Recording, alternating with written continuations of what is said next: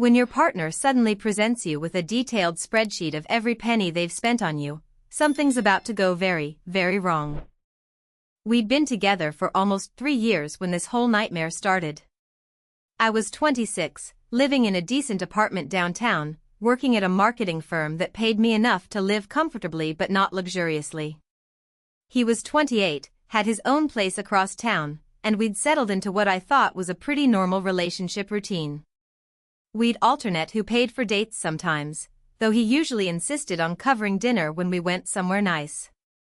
I always offered to split the bill, but he'd wave me off with that charming smile of his, saying he wanted to treat me. Everything seemed perfect until that Tuesday evening in March.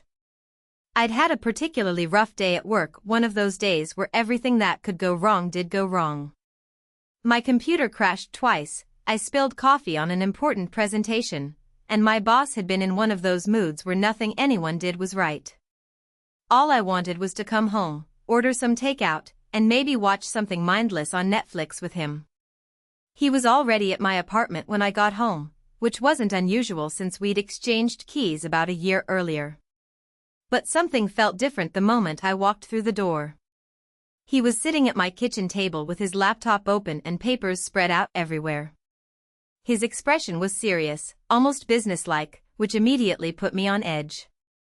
I asked him what was going on, and he told me to sit down because we needed to have an important conversation about our relationship. My heart started racing because those words never lead anywhere good. I was mentally preparing myself for a breakup speech, wondering what I'd done wrong, replaying the last few weeks in my head trying to figure out where things had gone sideways. What came next was so far from what I expected that I actually laughed at first, thinking he was joking. He slid a printed spreadsheet across the table toward me. It was incredibly detailed, with dates, locations, amounts, and even categories. Every single time he'd paid for anything during our relationship was documented there. Coffee dates, dinners, movie tickets, that weekend trip we took to the coast last summer, flowers he bought me for my birthday, even the ice cream he'd gotten us that one random Thursday when we were walking through the park. The total at the bottom made my stomach drop. It was over $4,000. He explained, in the most matter-of-fact tone I'd ever heard him use, that he'd been keeping track of all his expenses related to our relationship from the very beginning. He said he'd initially planned to propose to me, but after recent conversations with his friends and some thinking, he'd realized that marriage wasn't something he wanted right now. Since we were going to break up anyway, he felt it was only fair that I reimburse him for all the money he'd spent on me over the years. I sat there staring at this spreadsheet, trying to process what was happening. This was the same man who'd insisted on paying for our first date because he said it was the gentlemanly thing to do. The same person who'd surprise me with little gifts just because he saw something that reminded him of me. Every romantic gesture I'd thought was genuine apparently came with a receipt and a mental note in some twisted accounting system he was running in his head. The worst part was how methodical it all was. He had photos of receipts saved on his phone. He'd even calculated tax and tip for restaurant visits. There were entries for things I'd completely forgotten about: a bottle of wine he'd brought to a dinner party at my friend's house 8 months ago, the parking fee when we went to that outdoor concert last summer, even a pack of gum he'd bought at a gas station that we'd shared. He was completely calm about the whole thing, like he was presenting a business proposal rather than destroying a 3-year relationship. He said he understood it was a lot of money, but he'd be willing to work out a payment plan if I needed time to gather the funds. He'd even brought a calculator to figure out what monthly payments would look like if I wanted to spread it out over 6 months or a year. I finally found my voice and asked him if he was serious. He assured me he was completely serious and that he felt this was the most fair way to handle the end of our relationship. He said his friends had told him he was crazy for spending so much money on someone he wasn't going to marry, and that he'd realized they were right. He wanted a clean break with no financial loose ends. Update 1. The days following that conversation were absolutely surreal. I kept expecting him to call or text saying it was all some kind of elaborate joke, but that never happened. Instead, I got a series of increasingly formal messages asking about my payment timeline and whether I'd decided on a lump sum or installment plan. I spent the first few days swinging between rage and disbelief.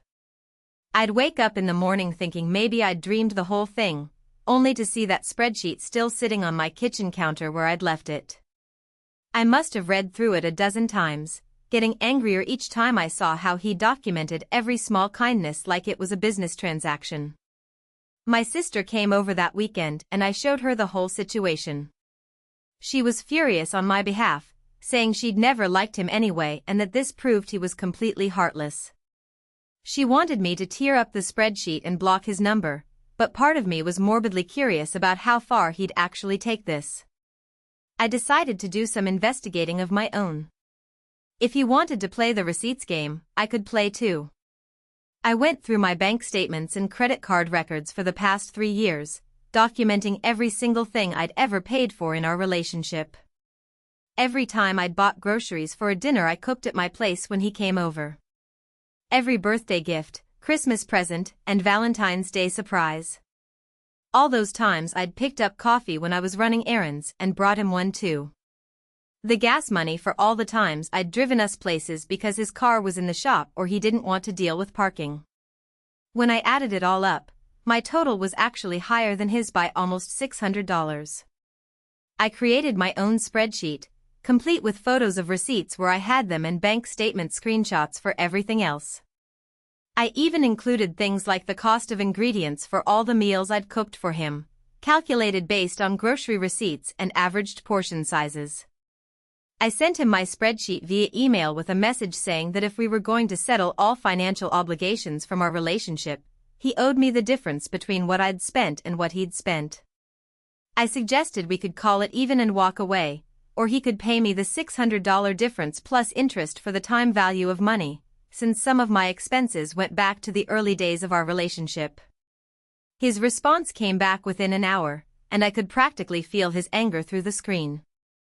He said my calculations were ridiculous because things like cooking dinner didn't count since I would have eaten anyway. He claimed that gifts didn't count either because those were given freely without expectation of repayment, unlike his expenses which were clearly dates and outings that benefited both of us. The mental gymnastics he was doing to justify his position while dismissing mine was incredible. According to his logic, when he paid for dinner it was a loan that I needed to repay, but when I bought him birthday gifts or cooked elaborate meals, those were just things I chose to do and didn't create any obligation on his part. We went back and forth via email for days, with him getting increasingly nasty about my unreasonable demands. He actually accused me of trying to take advantage of him financially and said I was being manipulative by bringing up all the things I'd done for him over the years. The irony was completely lost on him. Update 2. 2 weeks after the initial spreadsheet incident, things took a turn I never could have predicted. I was at work when I got a call from my landlord asking if everything was okay with my apartment. Apparently, my ex had contacted him claiming to be my emergency contact and saying there was a family crisis that required immediate access to my place. My landlord, thankfully, was suspicious enough to call me first before letting anyone in. I immediately called my ex demanding to know what he was doing trying to get into my apartment. He claimed he'd left some important documents there and needed to retrieve them, but I knew for a fact that he'd already gotten all of his stuff when we'd had our final confrontation the week before. When I pressed him on what documents he was talking about, he got defensive and hung up on me. That evening, I came home to find evidence that someone had been trying to mess with my door lock. There were small scratches around the keyhole that definitely hadn't been there that morning. I called the police to file a report, more for documentation purposes than anything else, since I couldn't prove it was him. The next day at work, I got a call from my bank's fraud department. Someone had tried to access my account online using what appeared to be old passwords and security question answers. The attempts had been blocked, but they wanted to alert me to the suspicious activity. I immediately changed all my passwords and added extra security measures to my accounts. It didn't take a detective to figure out what was happening. He was escalating his efforts to get the money he felt I owed him, apparently willing to cross some serious legal lines in the process. I decided it was time to involve some outside help. I contacted a friend who worked as a paralegal and explained the whole situation. She was amazed by the audacity of his demands but also concerned about the apparent escalation to potentially criminal behavior. She helped me draft a formal cease and desist letter, demanding that he stop all contact with me, stop attempting to access my property or financial accounts, and abandon his ridiculous demands for repayment. The letter also included copies of my own financial documentation showing that I'd actually spent more on our relationship than he had, along with a detailed breakdown of his recent behavior that bordered on harassment and stalking. We sent it via certified mail so there would be a record of delivery.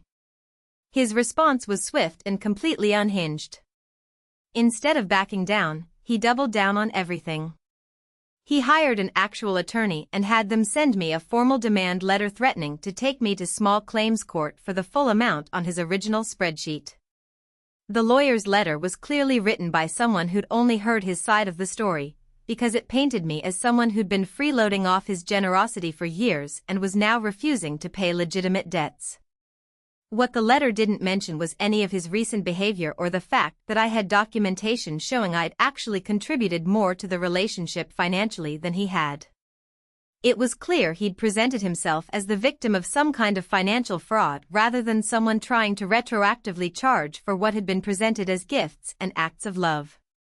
I took the lawyer's letter to my paralegal friend, and she helped me craft a response that included all the documentation I'd gathered, along with evidence of his harassment and attempted unauthorized access to my apartment and bank accounts. We sent copies to both him and his attorney, along with a counter-threat to pursue charges for harassment, stalking, and attempted fraud if he didn't drop his claims immediately. The most twisted part of this whole saga was how he'd managed to convince himself that he was the wronged party. In his mind, he was just a generous boyfriend trying to recover money that was rightfully his, rather than someone who was trying to fundamentally rewrite the history of our entire relationship to cast every loving gesture as a business transaction. Final update. The resolution to this nightmare came in a way I never could have anticipated, and it revealed just how deep his deception ran. About a month after the lawyer letters were exchanged, I got a call from a woman I'd never met before. She introduced herself and then dropped a bombshell that made my blood run cold. She was his other girlfriend. Not an ex-girlfriend, not someone he dated after we broke up, but someone he'd been seeing simultaneously for the past 8 months of our relationship. She'd found my contact information in his phone and decided to reach out after discovering that he'd tried to bill me for dates. The reason she'd contacted me was because he'd recently presented her with her own spreadsheet. He'd apparently decided that since their relationship was only 8 months old and he wasn't ready to get serious with her either, she should reimburse him for their dates too. Her total was around $1,500. As we talked, the full scope of his calculated manipulation became clear. He'd been dating both of us simultaneously, paying for dates with each of us, and then planning to recoup all his expenses when he eventually broke up with both of us. It wasn't just about getting his money back from me, it was a systematic approach to dating where he never intended to absorb any costs long-term. The other woman had done some digging of her own after getting suspicious about his financial demands. She discovered that this wasn't his first time pulling this scheme. Through social media detective work and conversations with mutual friends, she'd found evidence of at least 2 other women he'd dated in the past few years who'd been presented with similar spreadsheets when their relationships ended.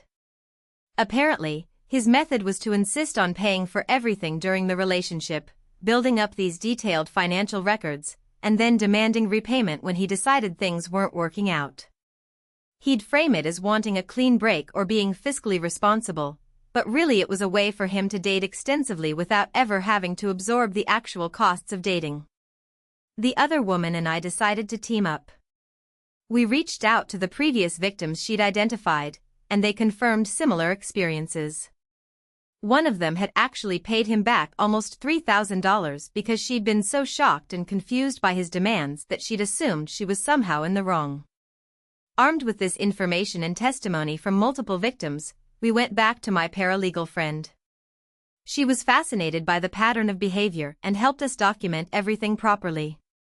What we'd uncovered wasn't just relationship drama, it was potentially fraud, since he'd been misrepresenting the nature of his payments during the relationships. We sent a comprehensive package to his attorney showing the pattern of behavior across multiple relationships, along with evidence that he'd been dating at least 2 of us simultaneously while maintaining the pretense of exclusive relationships with both. The package included testimony from all his previous victims and documentation of his harassment behavior toward me. His attorney dropped him as a client within a week of receiving our evidence package. Apparently, lawyers don't like finding out their clients have been lying to them about the nature of their case, especially when the lies involve potentially criminal behavior. Without legal representation and faced with evidence of a systematic pattern of deceptive dating practices, he finally backed down. He sent a brief email saying he was dropping all financial claims and wouldn't contact any of us again. There was no apology, no acknowledgement of wrongdoing, just a terse message that he was moving on. The experience left me questioning everything I thought I knew about relationships and trust. For 3 years, I'd believed I was in a loving partnership with someone who enjoyed treating me and making me happy. Finding out that every romantic gesture had been carefully documented as a future debt was devastating in a way I'm still processing. But there was also something empowering about how it all ended. By working together, his victims were able to expose his manipulation and protect future potential targets. We created a small support network of women who'd been through similar experiences, and we've stayed in touch to help each other heal from the emotional damage he caused. The financial aspect ended up being the least important part of the whole situation. What really mattered was recognizing that someone I'd trusted completely had been operating with a completely different set of assumptions about our relationship from day one. Every time he'd insisted on paying for dinner, every gift he'd given me, every romantic gesture I'd treasured, none of it had been genuine. It had all been calculated moves in some twisted game where he got to play the generous boyfriend while secretly keeping score. I've learned to trust my instincts better since then. There were probably red flags I missed or dismissed because I wanted to believe in the relationship we seemed to have.